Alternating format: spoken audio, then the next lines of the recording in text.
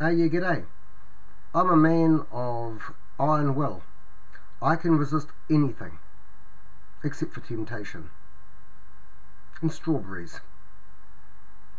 Okay, and walnuts and hazelnuts, and I'll come in again. Yeah, g'day. Among the many things that I can't resist are temptation, strawberries, walnuts, hazelnuts, and there are three other very important ones that I really can't resist. Walther firearms, Walther P99 and knives. So when I learned that Walther had released a knife based on the P99, there was only one conclusion.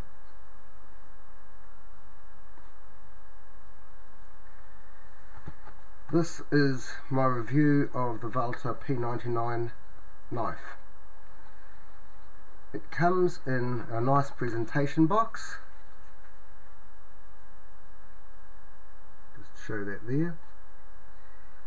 It's got closed cell foam with a lovely little false velveteen finish, into which the pouch, the knife, and two spare back straps are slotted. There's also a small bag of screws and a tool for taking the back strap off and changing it if you want to change to a different back strap.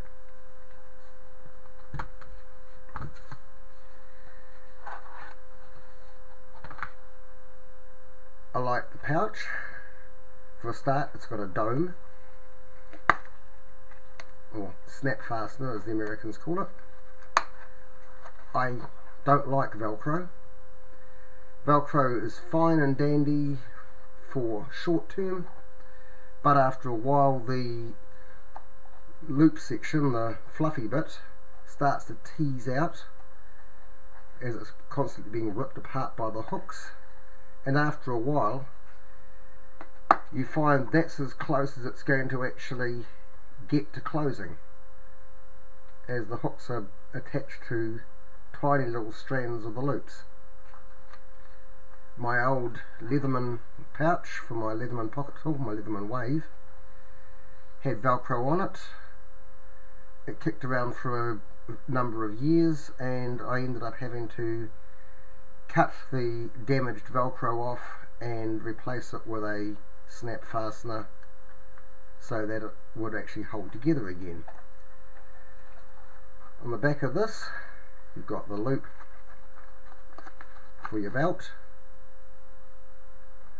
to mount it that way, and they also thought in terms of loops at each end, so you can actually mount it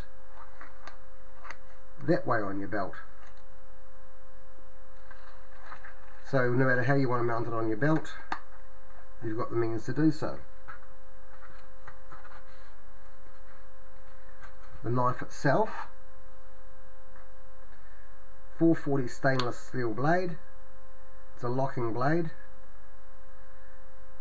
It's branded with the Walther logo and P99, and a little lettering down there says 440 SS for stainless steel. It's liner locked,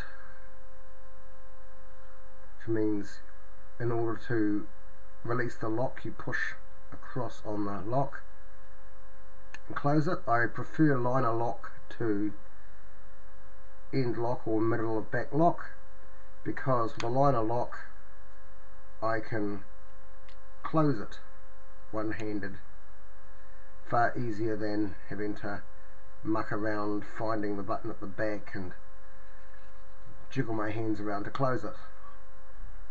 It's got little studs either side of the blade for one-handed opening.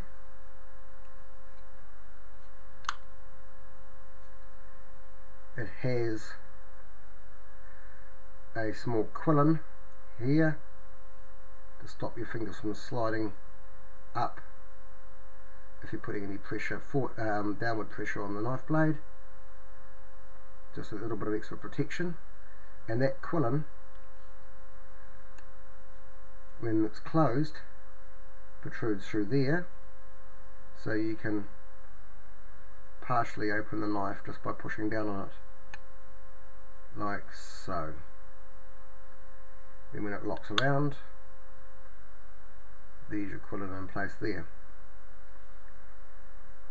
It's got a plastic handle that's patterned off the P99 with its little stipples and grooves. It's even got the finger shapes like on the pistol. The back strap has got the little stipples and bumps like on the back of the pistol grip. Up here we've got some serrated ridges to grip your thumb, and on the back of the blade itself there are more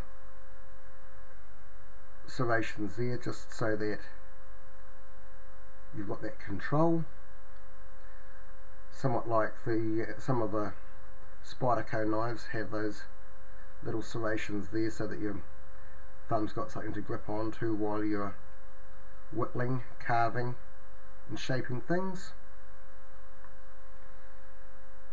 As seen earlier, the back strap is removable. There's a little screw just there on each side, and the tool that comes with it is a small Torx driver.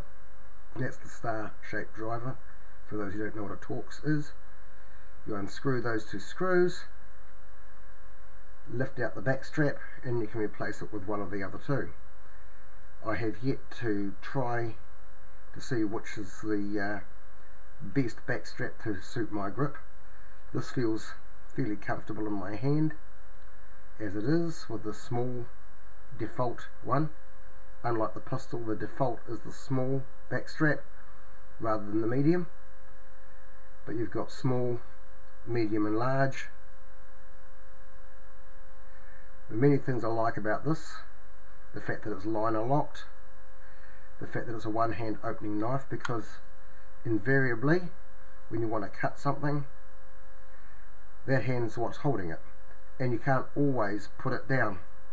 There might not be a clean place to put it down. It might be your food. You might be wanting to peel an apple or cut an apple up.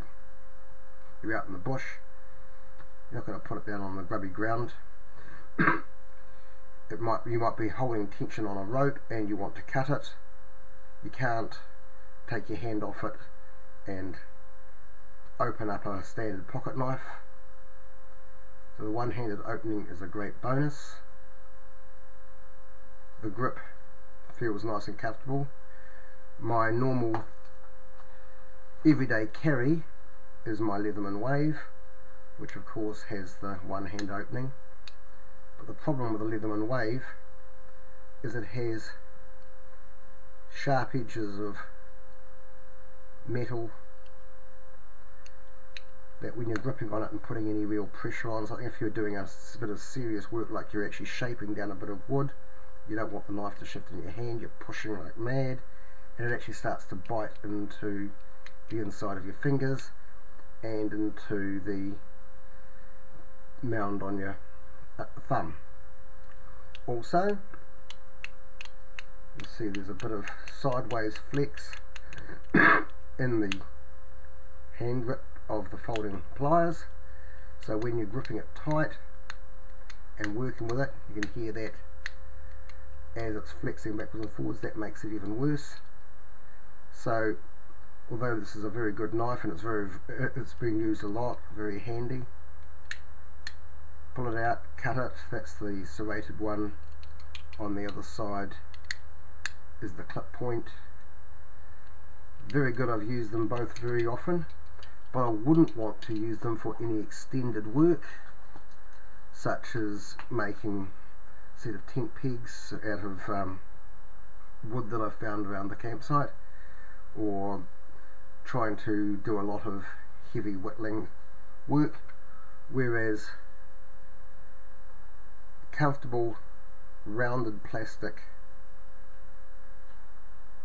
grips of this, good positive grip in your hand, you can really get a good firm hold on that and work on something, peel away the hardest bits of wood, and you're not left feeling like you've sliced up the inside of your fingers afterwards. What else? So yes, the one-handed opening, as I mentioned, very handy. I don't know why they bothered, because flick of the wrist and it opens quite nicely all by itself. On the whole, a very good knife. A bit too big for an EDC. We're not actually allowed to carry knives on our persons in New Zealand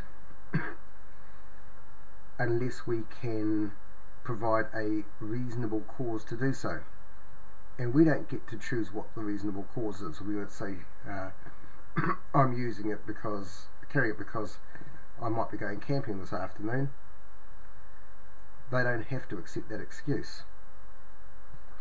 The pocket tool that I carry, it's a pocket tool. It's got pliers, it's got screwdrivers, it's got scissors. It's not just a knife. It's got a saw blade and a file.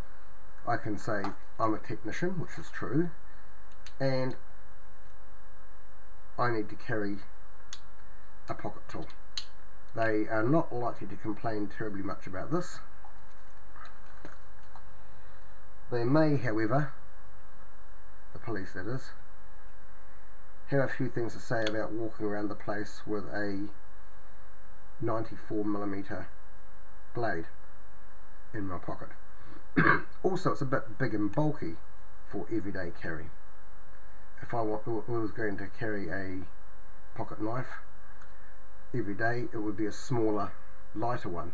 However, this is going to be a great addition to my camping gear.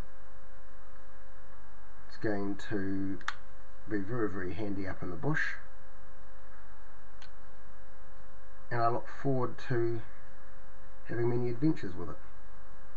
I hope you've enjoyed this review and learned something about the Walther P99 knife. Thank you.